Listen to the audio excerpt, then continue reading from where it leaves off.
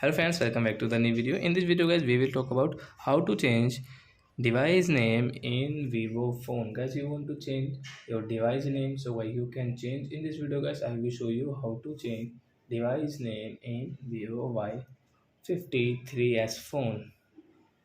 So let's see how to change device name. So before starting video friends, I want to tell you, if you're new in my channel and you are watching it the first time, so first of all go and subscribe my channel, click the bell icon and like my videos. So first of all open your phone setting, then guys scroll it, then guys click on about phone. Guys, this about phone guys you can see in your phone. So guys click here, guys click on this pencil option and guys tap here, guys cut it. So guys you can change like whatever you like. So example for guys I am telling you guys.